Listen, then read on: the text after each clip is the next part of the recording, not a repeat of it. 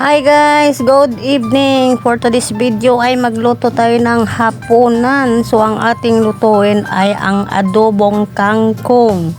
So ayan, prito muna ako ng tilapia guys bago ang gulay. Ayan, tilapia lang tayo kasi ang hirap ng buhay, kaya okay na ito. Basta lang makaraos na tayo ng hapunan. So ayan, nagayat ko na pala yung ating kangkong. Hugasan ko na lang siya guys. Ayan, di ko na nabidyohan kanina yung aking paghimay. So ayan, hugasan na natin ng maayos to dahil syempre andyan yung baka mayroong mga dumidikit. Yan ang ating bawang, sibuyas, kamatis, ang ating panahog dyan. Syempre ang ating mga mamasitas at magic sarap. So umpisahan na natin ang ating paggisa. Maglagay lang tayo ng konting mantika. At ilagay na natin ang ating bawang at sibuyas at kamatis. Nasa inyo na yan kung maglagay kayo ng kamatis, go. Ayan. Pagkatapos pala niyan ay ilagay na natin yung ating sahog. Siyempre, kunting gisa-gisa lang. Ayan. Para mayroon lang tayong malasahan dito sa ating adobong kangkong. So ayan, lagay lang natin ang dahon. Tapos haluin mo lang yan ng ganyan. Ganun lang kasimple ang ating hapunan for today's video guys. Ayan. O di ready to ready to eat. Budburan mo lang siya ng maminta, kunting magic sarap.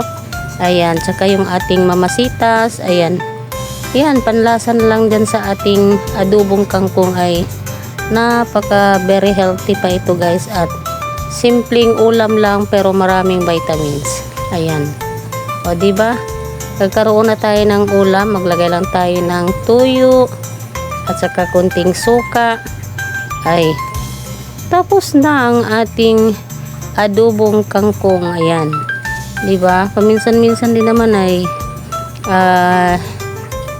magluto din tayo ng ganito dahil wira ko lang naman magluto ng ganito guys, kasi siyempre ang mga bata nga masilanin, hindi sa marunong kumain ng gulay. So ayan na ang ating adobong kangkong. Ayan, di ba? Madali lang siyang lutuin, mabilis.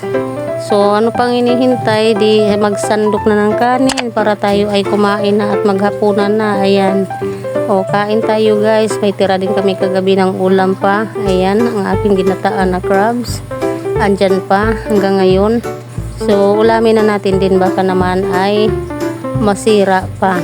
Dahil nag-uumpisa ng ating init ng kamunduhan. Kaya tirahin na natin ang ating tira-tira.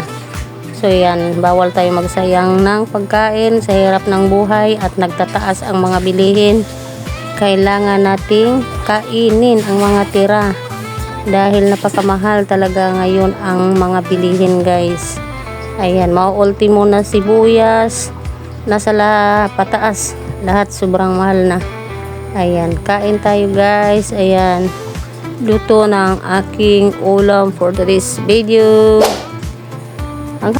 Good evening everyone.